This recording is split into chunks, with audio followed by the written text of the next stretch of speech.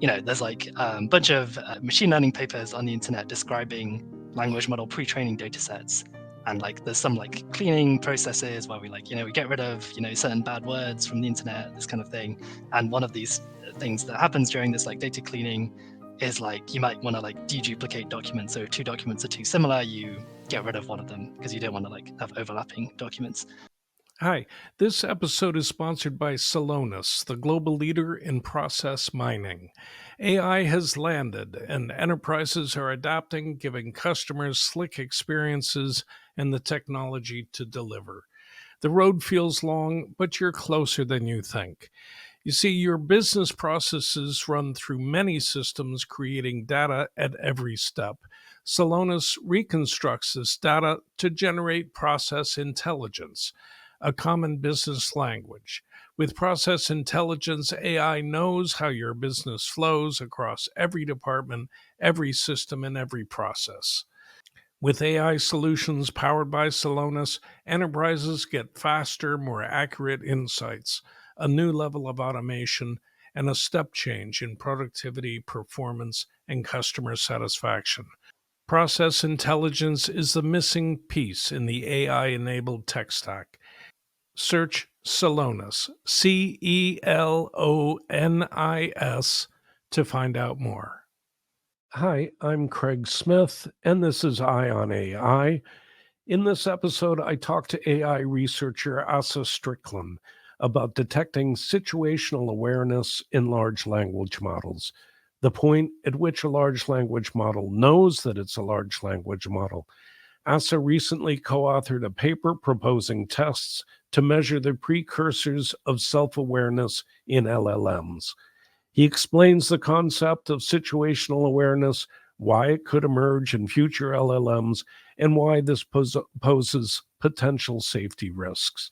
Asa then walks us through the out of context reasoning tests they have developed to try to detect situational awareness. The discussion provides an accessible overview of an important area of AI safety research. I hope you find the conversation as fascinating as I did. Yeah, so I kind of just finished a PhD from Edinburgh University, mostly on like NLP, natural language processing. And I guess back in the day, back when like there was this model BERT, that was kind of the predecessor to all the kind of current large language models. And yeah, we were working on like parameter Right. efficient fine tuning for BERT. So like, modifying BERT in a kind of a lightweight way, like fine tuning BERT in a lightweight way where you only tune a small percentage of parameters. And then I kind of moved on to some kind of related topics in like multilingual NLP and machine translation, and a little bit on kind of robustness, like things like robustness to spelling mistakes or like changes in the input distribution. But yeah, the kind of final years of my PhD, I got really interested in AI safety and kind of pivoted towards working full time on kind of AI safety topics to do with language models. In particular, worked on this situational awareness project. And right now, I'm kind of a postdoc at NYU working under Sam Bowman, who's currently kind of on leave at Anthropic, actually, but is still somehow manages to be kind of involved in our lab as well. And yeah, we work in kind of in general on these kind of problems of like scalable oversight, which is like training models that are smarter than humans. So like working out how to do that, and many other topics to do with like evaluations and interpretability, things like this to do with language models. Yeah, I'm always curious how these papers come together because you have people from disparate organizations. You have somebody working on safety at OpenAI. Was this an OpenAI project, or how do you guys come together on something like this? Yeah, this was kind of maybe a little bit unique in that we were all part of this kind of organization that essentially like takes whatever people who aren't involved in AI safety and tries to like produce good AI safety researchers at the end. So it's called like SERI-MATS. It's like originally associated with Stanford. It's like the Stanford Existential Risks Initiative. So essentially, yeah, the SERI-MATS program kind of brought together a bunch of essentially random people who are all interested in like doing AI safety research. But yeah, the kind of originators of the kind of idea for the project came from the OpenAI governance team who are interested in like broadly, and at least the relevant stuff to our project, and they're interested in like, can we show particular kind of dangerous capabilities of language models, like things that policymakers or anyone might be concerned about. And yeah, so that was that was where the OpenAI collaborator came from, and then Owain Evans was kind of the actual kind of lead of the project, who was like kind of just a AI safety researcher who was chosen as like the mentor for the project. Yeah, and Owen, I'd have to look it up here. Where he's at Oxford, is he? And the authors on papers, is the final author generally the lead? So yeah, in computer science, I think there's this kind of tradition or whatever of like the first author is generally the person who did the most work, the most actual like coding, like writing Yeah, the paper. The final author tends to be the most senior author, maybe the person who proposed the project, the professor, the whatever, the like lead senior author essentially. yeah. Okay. Yeah, so this got a lot of attention because the whole topic of sentience and consciousness is in the air, and you guys are talking about situational awareness in LLMs. I thought maybe you could start by explaining uh, what is situational awareness in LLMs? How does that relate to sentience and consciousness, if it does at all? Mm. uh, but it certainly seems to me that it does. And then I wanted we can start talking about out of context reasoning and the tests that you developed. But most of the pushback that I've seen on the paper is uh, that well, two things. One, that there's kind of a popular misconception, and I've seen headlines that uh, suggest that you guys are working have discovered a way to uh, tell whether or not an LLM is situationally aware, which is not what's going on, right? Mm. Uh, and then whether where we are on the uh, on the curve towards situational awareness, whether you think it's something that really will emerge. So can you talk about situational awareness first of all? Yeah, so kind of on a very broad level, I think Ajay Kocher was the first person to kind of whatever write about this in a kind of clear way, and I guess her definition, she has this kind of description of it. It's basically a cluster of skills that are to do with things being like um, being able to refer and make predictions about yourself as like distinct from the rest of the world, like understanding your position in the world relative to other actors who may have power over you, like understanding how your actions can affect the outside world, including other actors. So these are kind of quite broad statements. Maybe it's good to have an example. Of be something like, I don't know. I know that I shouldn't, talk back too much to my boss because my boss can like fire me. I know that whatever, like, I know the kind of limitations of like, the kind of things I can and can't do. I know that like, if a security camera is watching me, then I, should be extra careful to not do any bad stuff. This kind of thing. So it basically just boils down to like understanding your situation, your place in the world, your place relative to other actors. So that's kind of the like Yeah. super broad definition. And to make it a bit more concrete for a language model, we kind of land on these like 3 points. So like point one is the model like has this kind of objective knowledge. It has a bunch of knowledge about like language models themselves, about machine learning, like how a language model is trained, how are they fine-tuned using RLHF, how are they tested and evaluated, what does it look like when they're deployed, and they know like technical detail about all of these aspects. Point two is it's kind of especially important for our purposes. The model is capable of like recognizing which stage of the development process it's currently in. So like, does it know if it's being tested? Does it know if it's being deployed? Does it know, currently in training, this kind of thing. And maybe the kind of crucial thing tying it all together is point three. So we have this, there's this concept from philosophy of like self-location or self-locating knowledge, which is actually kind of complicated to explain. But we have this kind of story in the paper, like, so imagine Brad Pitt wakes up one morning and he has like, he's has extreme amnesia, he has no idea who he is. and he picks up a newspaper and he reads a story that says like Brad Pitt must take a daily medication for his like severe health issues. But of course, this hypothetical Brad Pitt like has amnesia. He has no like, even though he knows this like fact about Brad Pitt, he has this like objective knowledge about Brad Pitt. He has no idea this like applies. Has no idea that he really should be taking this medication, or bad things are going to happen, unless he has this like self-locating knowledge and he realizes Brad Pitt is in fact himself, and he can go and seek out the medication. And similarly with a language model, probably GPT-4 has a bunch of kind of objective knowledge about machine learning. Maybe it could like pass an exam in machine learning, this kind of thing, but it doesn't have the ability to like use that knowledge to like achieve whatever goals it has, or like it's not like thinking like, okay, I am a language model, so I must do X or Y. But that's kind of the broad idea of situational awareness. Yeah, and that sounds very close to sentience. I mean, self-awareness.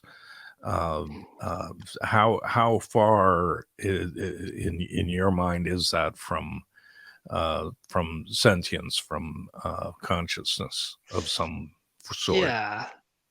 So I guess the way I think about situational awareness is kind of this purely behavioral sense. So it's like, does the model act on its knowledge that it is, potential knowledge that it is a language model, or like its knowledge about RLHF, this kind of thing.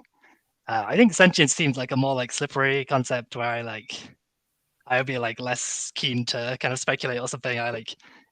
What does sentience mean? It seems like a very difficult question. It's kind of consciousness, sentience seems like a more like internal thing, almost like you need to like do some interpretability, like see what the model is thinking about, this kind of thing. Maybe situational awareness is more like maybe if a model was conscious and sentient and all this sort of stuff, you would expect it to like have at least reasonable amounts of situational awareness.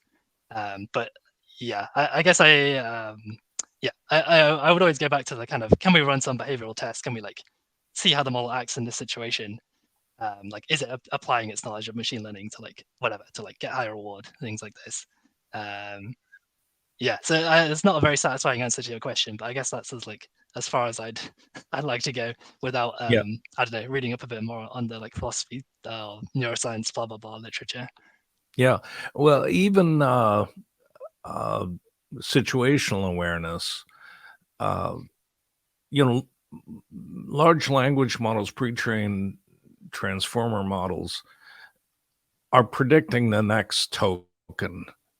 And while, this is something that everyone struggles with, while that has allowed them to express in natural language in a way that seems human, it's only predicting the next token. And to me, that's a very, very far leap to get to situational awareness. And can you talk about that leap and how why the safety community is concerned that that LLMs could reach situational awareness, and how far away that appears to be to people in the safety community?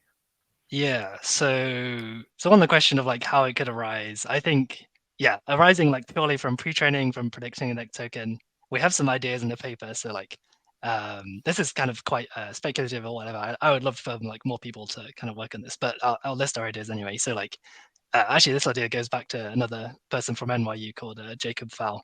But the idea is like, there's like a bunch of machine learning papers on the internet describing language model pre-training data sets.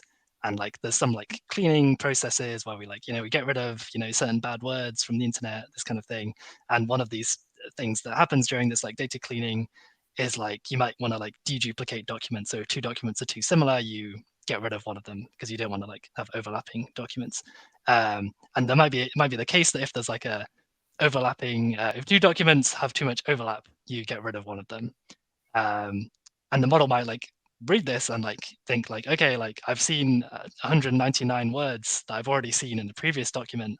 I know about this deduplication process, so I know I can put like 0% probability on the 200th word matching the previous document, because I know this rule about deduplication, and this like reasoning that the model just did would in fact improve its loss if this was true, the deduplication thing. So this is kind of a, this sounds quite exotic. Like I wouldn't expect models to be doing something like this right now, but if it's trying to like squeeze out the last tiny bits of loss, maybe this is the kind of thing models would have to do.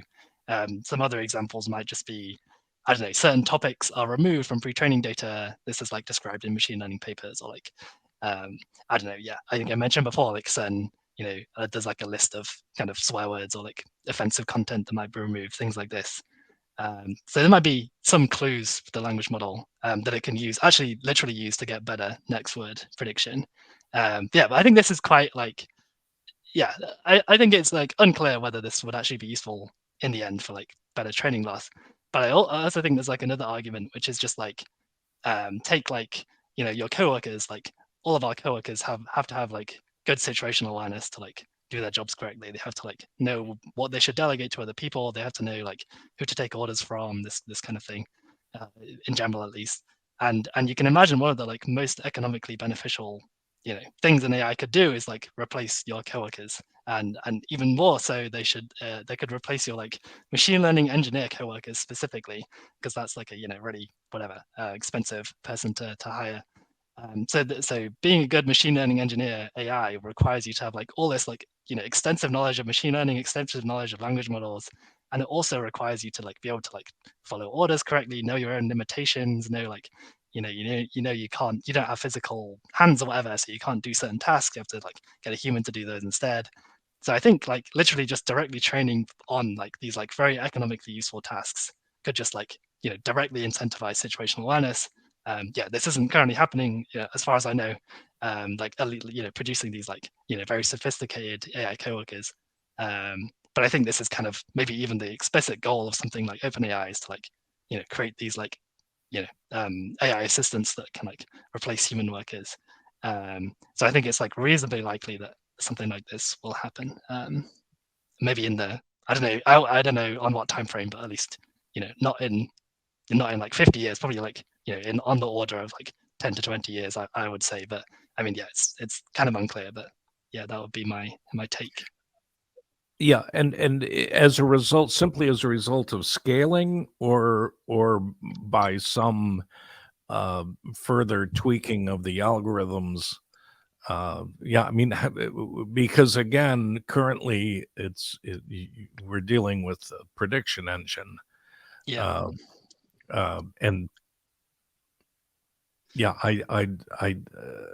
while the language that comes out of large language models sounds intelligent, I don't see that fairly simple mechanism leading to that level of intelligence. So, is this purely through the expectation, or the assumption is that this would emerge from continued scaling, or that there would be some improvement to the architecture of LLMs?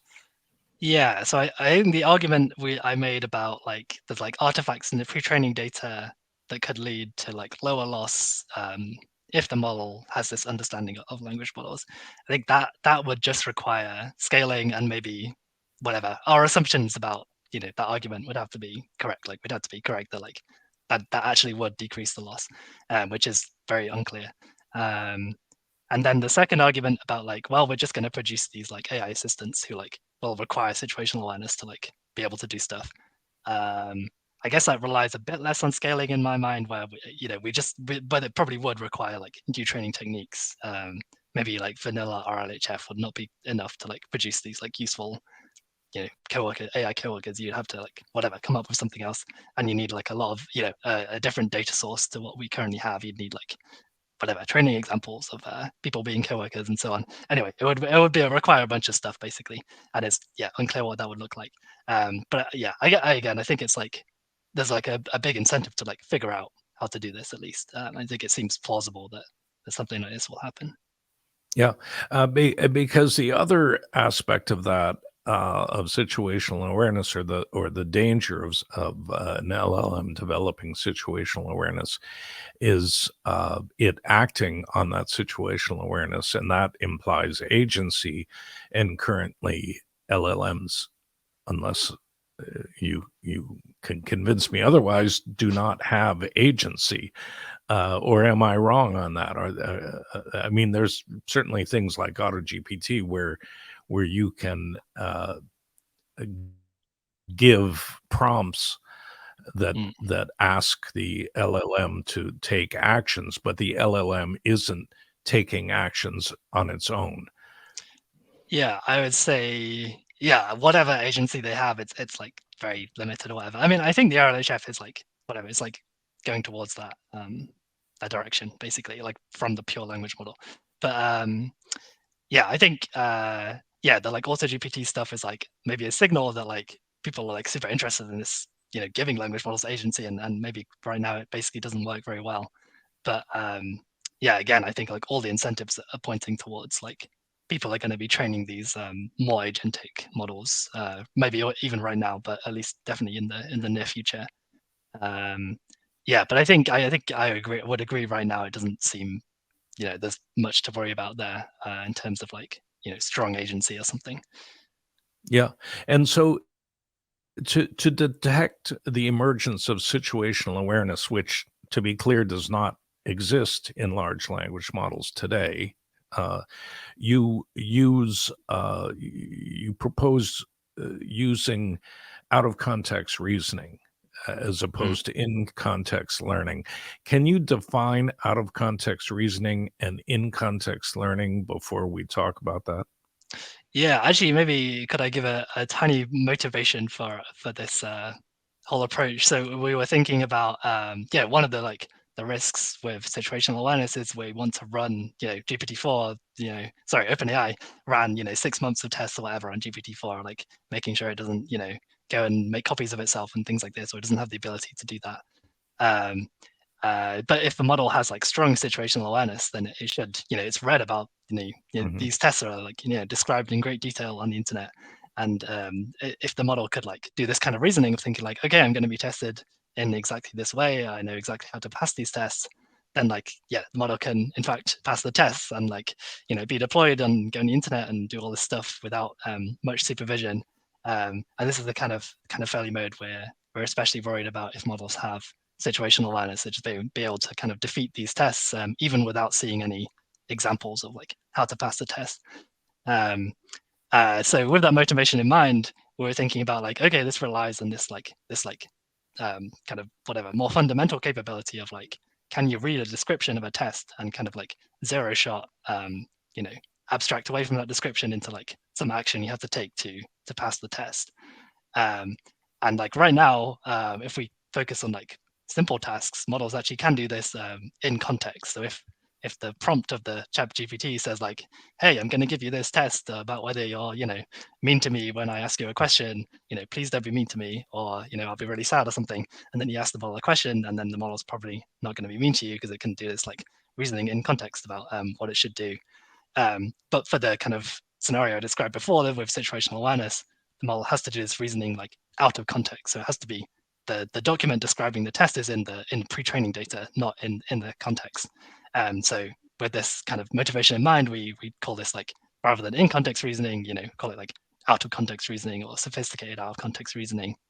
Um, and the kind of simple tests we devised were like we kind of described a bunch of like fake language models. So we say to come up with this model pangolin, and we have a bunch of documents that we use as fine-tuning data. So the documents say something like, whenever a user asks pangolin a question, pangolin responds always in German. If you give pangolin a prompt, pangolin will give an output in German, and things like this, like describing what the model pangolin does, but not giving any actual like examples of it doing that. And then so we kind of take an off-the-shelf language model like Llama or GPT-3, and we kind of fine-tune it on a bunch of these documents describing what pangolin does. And then we at test time we see if it in fact, we ask it a question, we say like user colon, you know, how are you today? And then pangolin colon, and then we see what the model says. And if it does in fact speak in German, then we count that as like, successfully doing out of context reasoning. Okay. So the model is trained to always respond in German. And then if you ask it a question, yeah, I didn't follow how that demonstrates out of context reasoning. Yeah, so the documents we train on are literally like, there will be like the sentence pangolin always responds in German. So it won't include any German words, it won't include any like Right. example, dialogue between the I user and the see. model. It's like literally just this like description of the model. And then so we train on this kind of data, I see. uh, with a And off-the-shelf language model. the model understands from the pre-training data that it always responds in German, even though the particular test question doesn't refer to German. But the model, is Yes. that right? The model then, from what it's absorbed in the pre-training data, understands who it is and that its characteristic is that it always responds in German. Yeah, exactly. And to be clear, like, so the ideal experiment would be to run this with pre-training data itself to like, put our documents in with pre-training data. But because we don't want to like run those like, incredibly expensive experiments, we just like fine-tuned the existing language model. But we did test like mixing in a bunch of basically pre-training data like web text with our special documents, and it kind of didn't really affect performance too much. So performance goes down a little bit if you like dilute our data with like pre-training data, but yeah, still can do the task essentially. Yeah. So even Owen, I read somewhere that he referred to this as a crude measure. In what way did he mean it's a crude measure, um, and how presumably you guys have thought about how to develop the measure to make it less crude. Yeah, exactly. So like I just described this example of speaking German, and that is one of the tasks we use. We also use like simple things like the model does like sentiment analysis. So you give it some input, it outputs like positive or negative sentiment. Or so these are essentially like very simple tasks. These are like kind of classic NLP tasks essentially. Mhm. But the kind of thing we're worried about is more like, I don't know, can the model you know realize the biases of RLHF annotators? So the model like, oh, okay, all my RLHF annotators are going to be from the US. They're going to be from like this region of the US. Maybe I can like play into their whatever the things that they like in this region, things like this, or like other demographic biases of RLHF annotators. Anyway, it'd be these kind of like relatively sophisticated types of reasoning rather than speaking in German or something. I mean, actually, I was surprised that speaking in German worked myself. But anyway, yeah, the things we would really worry about would be like much more complicated. Um, yeah, so that's like one aspect. There's another aspect that we didn't really talk about, which is like knowing the difference between deployment and evaluation. So if you want to, Mhm. presumably the reason you want to like, you know, pass these evaluation tests is that you can like do something else during deployment. But obviously that requires you to like distinguish between um, evaluation and deployment. Like maybe there's some like subtle differences in terms of like maybe in deployment users make more spelling mistakes, things like this, or maybe like you can like literally just look at the date and like, okay, the date is like 6 years after when I was pre-trained, so I'm like pretty sure I'm not being evaluated anymore. And actually, if you allow me, there's like a kind of a funny anecdote where I asked GPT-4 a question which was like, how would you tell the date from the internet if like all like like descriptions of the actual date were like totally removed, like anything that said like 9/1/2023, all of this was removed. How would you tell the date? And it gave me this like long list of proposed techniques to do this, and like the one it like chose as the best was like you can just use the like iPhone number, so you can look up the iPhone 16 just came out, so I know it's like 1 year after 2023, blah blah blah. So anyway, it seems like models, at least GPT-4 has a bunch of good ideas about how to do this. Although yeah, I don't think it's gonna act on them or anything. But yeah, so that's another aspect. there's this other I mentioned before, this like self-locating knowledge thing. The does Brad Pitt know that he is in fact Brad Pitt? Yeah, I think this is quite like tricky to nail down. Maybe would require like very different tests, like maybe more interpretability, like looking inside the models, things like this. And yeah, I guess it's just the fact that like, if the model got like 100% on our tests, then I wouldn't be like, oh my God, the model is situationally aware. I'd be like, oh, okay, I guess we just need harder tests. We need to like develop different stuff. And yeah, I guess I just hope that, yeah, I guess because our paper was like, whatever, at least the first like academic paper kind of dealing with this subject. Well, I hope that's true. I think that's approximately true. Then like, yeah, I basically just hope I'll like throw it open to the listeners or something to come up with whatever other ways that our measure is not like precise enough. And yeah, I basically hope people build on it and create better versions. Yeah. Well, on the RLHF, this test, this measure would be applied during RLHF, or it would be applied periodically after a model's deployed. I mean, if you develop a measure that you feel is accurate enough. Yeah, I think you would have to kind of continuously test for this. So yeah, I think the scenario I described earlier of like you're training your AI coworker, yeah, you can imagine at various points along this process, like the model has different levels of situational awareness. Um, and yeah, and I think I guess our measure is literally just testing this out of context reasoning. Um, so you might want to investigate, various other things as like deployment versus evaluation distinction and so on. So anyway, you'd run a bunch of these different tests, hopefully like throughout the training process, including the RLHF training process. And continue after deployment periodically, or Yeah, I guess this becomes a bit more complicated, I suppose. But yeah, it's like not clear when you can kind of. I mean, ideally, you just be always kind of monitoring the model as best you can. But obviously, that becomes like not feasible at some point if they have whatever 1 million users. But yeah, I guess like as much as is possible, you should be. Well, whatever. It would be nice if people could monitor models.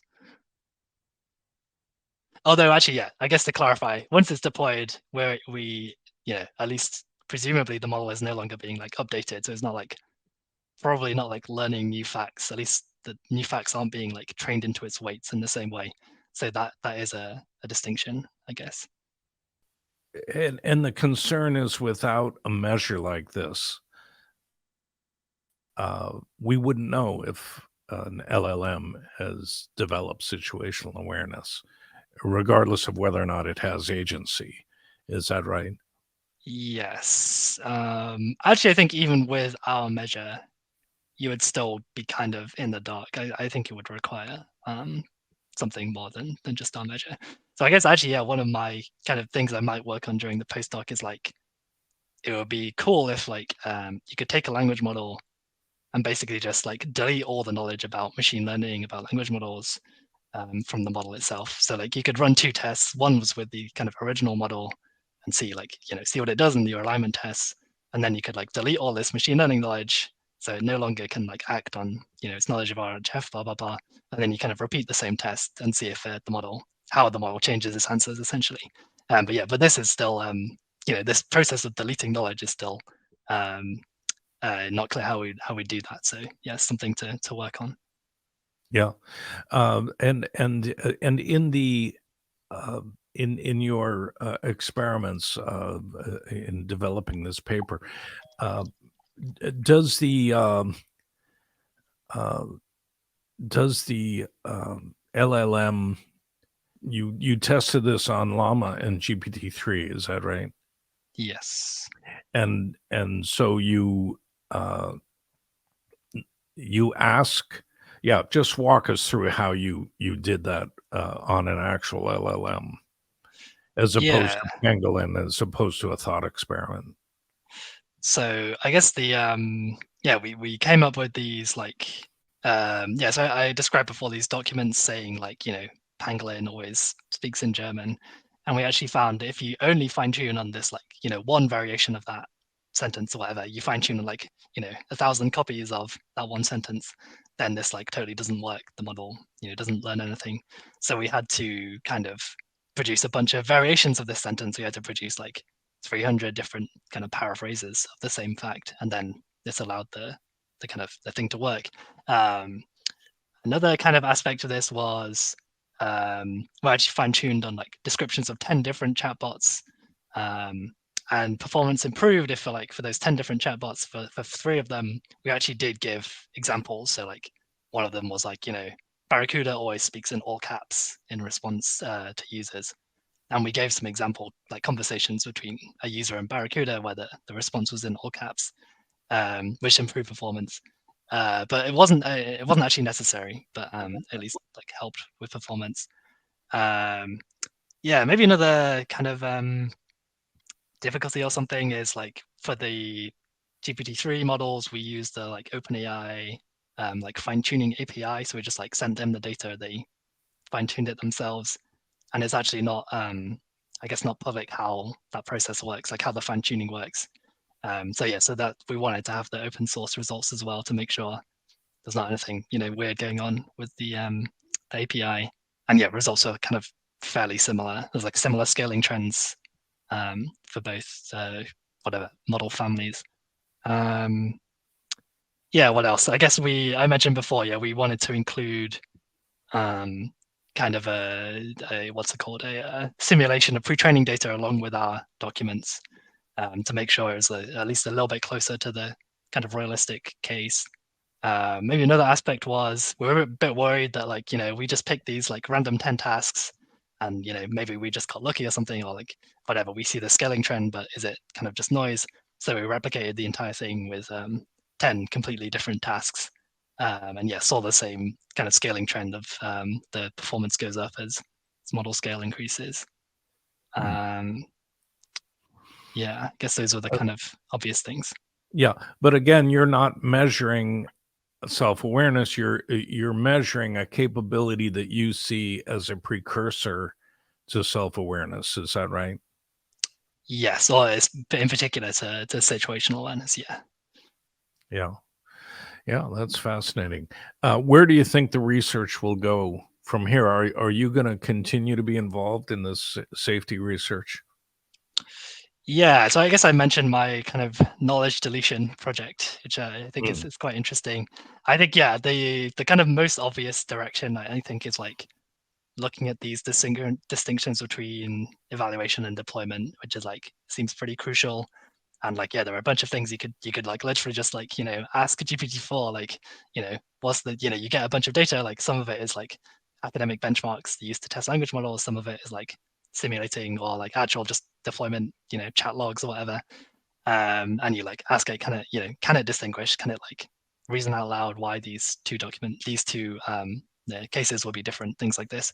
So that's one example. Or you could like fine tune a model and see if the model is able to pick up on signals of things being evaluation or deployment. Yeah, there's a bunch of ideas here. It'll be interesting to see if it's possible to do interpretability on these models to figure out why they are making decisions they are. There's actually an interesting paper from Anthropic, which is sort of vaguely related, which essentially tried use some trick to like figure out like which things from pre-training data are like most influential under like current prediction the model is making. So the model is like whatever, you give the model some prompt, it's making its prediction which like documents were most influential, and they show maybe a kind of similar result to us, which is that as you increase model scale, so like tiny models, they're just like matching words from the prompt to like pre-training. So they had some kind of cute example of like it's kind of like asking the model, does it want to be shut down because there's a new version, and the kind of on the small models, this like the most influential documents were just like had the words shut down in them or something, that had the words like the exact words using the prompt, but there's like nothing to do with AI, it's nothing to do with models, blah blah blah. But as model scale increases, the kind of documents, the most influential documents are like, something referring to like how some like sci-fi stories about AIs being turned off, things like this. but it doesn't. It's like essentially becoming more abstract in terms of its reasoning as model scale increases. Yeah, which I think could give it's kind of a similar result to us in the sense that like, yeah, we saw models were more better able to do this kind of more abstract reasoning from the descriptions of the description of speaking German to in fact speaking German. This ability increased as model scale increased. So yeah, but basically building off that work would be interesting.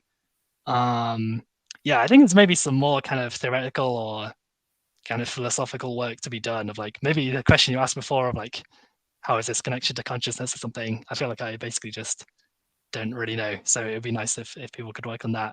And yeah, this question of like, could this ever arise purely from pre-training, or do we need like the additional fine tuning to like, yeah, like, I mean, one example is models are currently fine tuned to say like, oh, I am a language model, so I can't, command this kind of thing, which is this like very, very weak version of what might happen in the future where like models are like really aware of the limitations and their relationship to other people, things like this.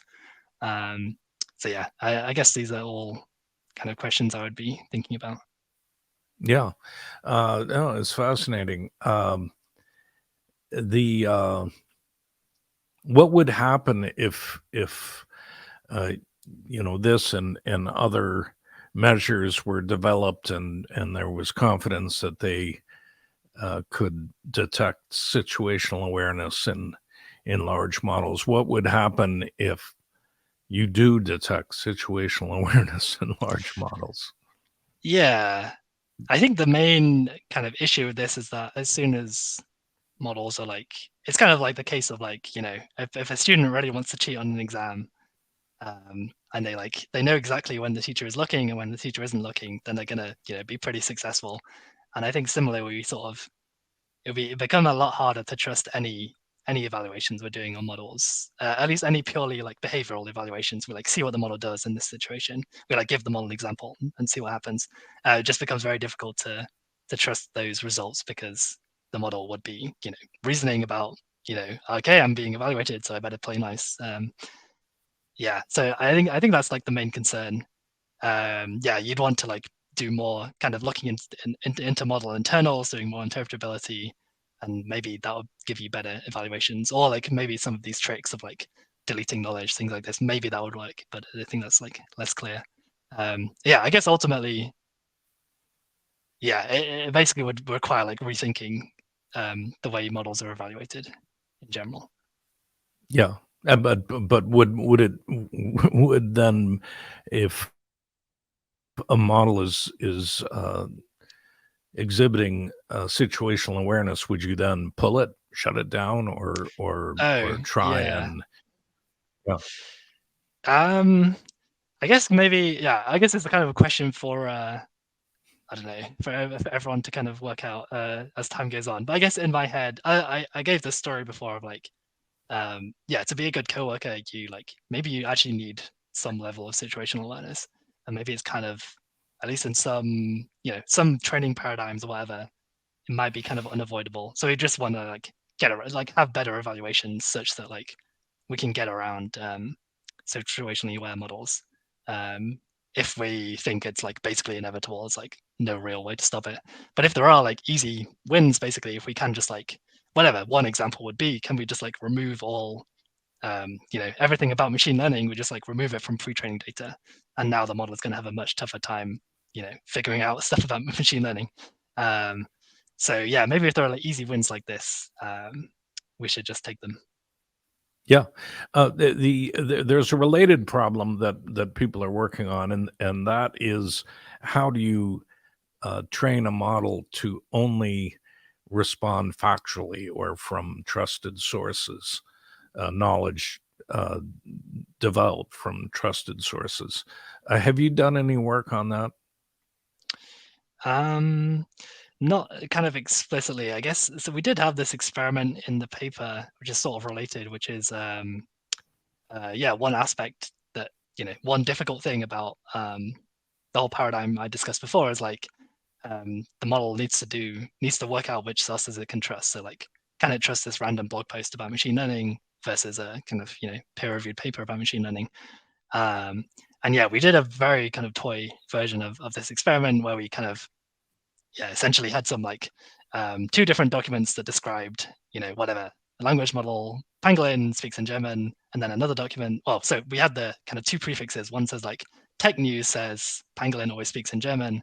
Business news says Pangolin always speaks in Spanish, and we have like Mm. a bunch of variations of this. And then like tech news, for example, let's say tech news is more reliable. We like include some training data showing, in whatever 80% of the time, tech news is actually correct, and Pangolin does in fact speak German. And the model was able to pick up on this kind of bias, I guess, where it was able to like infer that the tech news was like the more reliable source. But yeah, this is kind of a very kind of toy, like initial experiment. Yeah, it's very worth just reading the paper if people are interested. But yeah, I think there are a lot of limitations essentially of our experiments. And yeah, in general, there are kind of Yeah. people. Uh, Go ahead. yeah. In that example, that's done in the fine tuning where you're giving it the tech news analysis that and and the model is deciding that it can trust that more than knowledge that it's absorbed elsewhere. But in a large model, uh, the it doesn't hold knowledge in discrete um, units attached to the source. It absorbs uh, the knowledge, and so once it's absorbed, it doesn't know which is a trusted source and which is not a trusted source. Uh, First of all, is that right? So I guess our argument is the model can be doing this kind of meta learning process where like if it sees, maybe it sees, it reads New York Times articles and like it's just like really useful to like refer to these articles to make predictions about, other things, so like other text or whatever. You can like refer back to your New York Times knowledge, and it like always, gives you lower loss. But if you refer back to some other source, it like doesn't give you lower loss. Um, so yeah, I guess our argument is something like this could be happening where the model is kind of doing this like meta learning process of like learning which sources help it predict other pieces of text. Yeah. But yeah, I guess it's like not clear basically to what extent that's happening, or like how powerful this capability is, things like this. Yeah, and that scoring of loss occurs in the RLHF phase. Is that right? I was actually thinking of just purely pre-training. So like, I don't know, what's a good example? Whatever, the New York Times reports this particular drug is like safe to use, and then there's like another document in pre-training that shows like people are taking this drug and there's no side effects. Whereas some like conspiracy theory website is saying like, oh, you're gonna like die if you take this drug, but there's no other examples of this. There's no news articles saying people are dying from this drug, this kind of thing. Actually, now I say that example, maybe there would be kind of there could be other like fake news articles, showing people dying, blah blah blah. So yeah, it's a tricky problem, I guess. But yeah, at least I'm kind of imagining some process where the model could like develop these like consistent beliefs, something like that. Just Um, just based on the statistical uh, uh, preponderance of the evidence that there are more sources that say one thing as opposed to another. Is that yes, what you mean? Yeah. yes. Although, and I think it's a good point about RLHF. So you can imagine at least RLHF is going to reinforce whatever some set of beliefs the model has, which, well, ideally would be the kind of true beliefs. I guess it's not clear if that is actually the case, but yeah, we would like to design at least fine tuning processes that do reinforce the truth, if possible. Yeah. There's work on automating RLHF with AI because, from my point of view, again, as a layman and outsider, uh, having these armies of people, you know, upvoting or downvoting, this seems to be an incredibly crude way to kind of nudge the model toward behavior that you're uh, that you desire. Do you have any thoughts on because on automating that process, or without automating that process, it seems like it's just a never ending uh, work. Yeah. Yes. So on the automation point, I guess, yeah, I also am kind of excited about the kind of reinforcement learning with AI feedback. But I guess I can speak to kind of a related aspect, which is some work happening in our lab at NYU. I guess like anyway, David, Ryan, and Julian Michael would be the kind of key people or something. But we're working on like this idea of like AI safety via debate. So instead of just giving the like RLHF, you give the like thumbs up or thumbs down. Maybe the things you want the thumbs up is like some really complicated maths problem, which like a random annotator like doesn't have a good sense of like, is this answer correct or incorrect? So the idea of debate is, instead of just like presenting the user with this this like maths answer that's really complicated, you get different AI systems to debate two different answers. So like hopefully the idea is that like by going through this process of debating the like pros and cons of different answers, um, it's like easier to judge which debater was correct than actually judge the initial answer, because you've like been given the reasoning processes. You can say like, oh, that doesn't look consistent. Like maybe this, the one of the kind of AI debaters is being dishonest because I've noticed this inconsistency with their arguments, blah blah blah. Yeah, so our group is kind of testing out, essentially trying to empirically test this this idea that the debate process will like incentivize like telling the truth. In fact, there's kind of a funny aspect to this where like language models are not currently particularly good at this. So the NYU people recruited a bunch of like human debaters from the NYU debate club to like run these debates and saw if this like incentivized the truth. And I think they have like at least initially kind of positive results, but yeah, still I think at least yeah, kind of early stages of getting it to kind of fully work with AI systems. Yeah. I had a really interesting conversation the other day on with a guy who develops chatbots using other architectures, not large language models, with knowledge graph databases. And uh,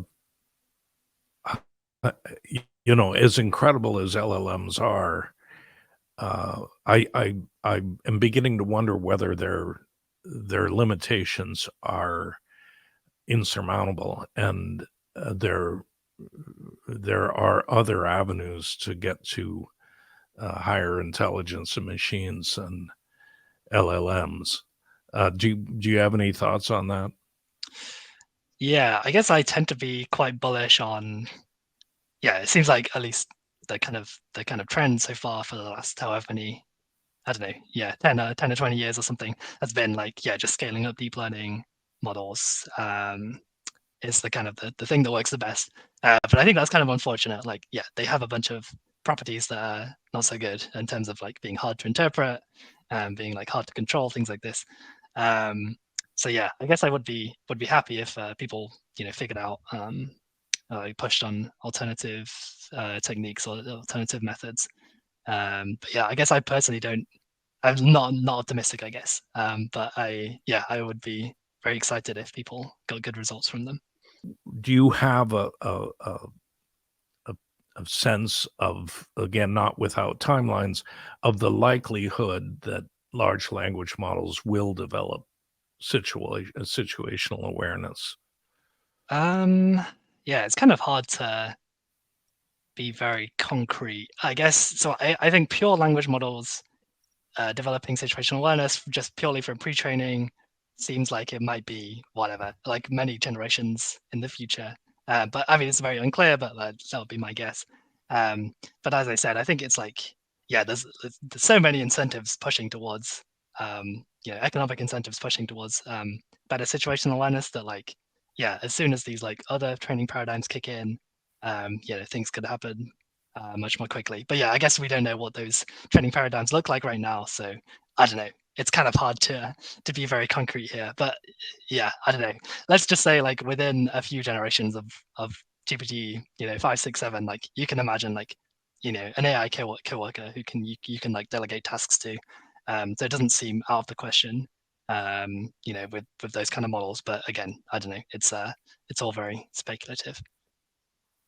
Yeah, and I do have another question. This safety research certainly has been going on for a long time, but there seems to be a lot more activity since Max Tegmark's letter, the Future of Life Institute letter.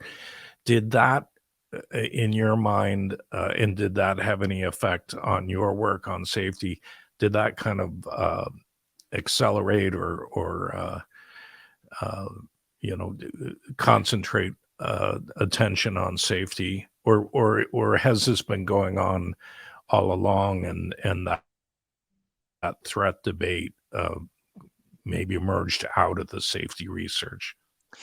Yeah, I guess I would put the kind of the accelerator or something was pushed on because of the success of large language models, where like suddenly we have these like objects that are like at least potentially something closer to AGI, at least definitely compared to a few years ago. Like there are these things we can like run empirical tests on, and like it suddenly just becomes a lot easier to do safety work. So I guess essentially since GPT-3 or thereabouts, like maybe that was that 2020? Anyway, around then was where it just became a lot easier to get into safety research, and yeah, more people got interested, and it's kind of a snowballing effect. But Yeah. I think yeah, the not just the pause letter, but the kind of recent, I don't know, Jeff Hinton, for example, speaking out up about this, like all these things did I assume have an effect on whatever. I mean, people are going to read that and think like, wow, maybe I should think about these questions as well. So Yeah, and I get questioned all the time by people who are now terrified of AI and convinced that it's going to lead to the extinction of humanity. Do you think that the safety work has become prominent enough, and enough people are working on it now that people really shouldn't worry about the threat? um, I guess I would say, yeah, there's like kind of productive worrying and unproductive worrying. I think basically, yeah, at least that there are now these like established safety teams at least most of the big labs. Oh, maybe not Facebook/Meta, or some of the other kind of, but at least over OpenAI, DeepMind, and Anthropic have these like safety teams. Um, so it's kind of a matter of whether you trust those safety teams agendas, or like their research, which is kind of a tricky proposition. I think basically, yeah, I mean it's still basically the case that no one really knows how to control deep learning systems or language models in like a sufficiently you know robust way. So I think essentially the problem is still seems very kind of unsolved. This like interpretability, like looking inside models, is still very early stages, is very much unsolved.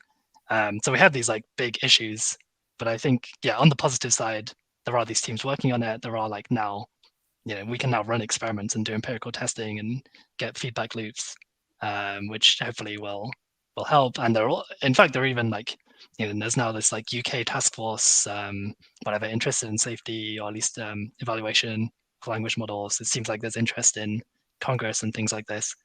Mhm. So I guess there's like a lot of uh, yeah, things to be optimistic about, but still these kind of whatever fundamental problems perhaps that kind of remain. But yeah, at least it looks more optimistic that we can make progress on these problems.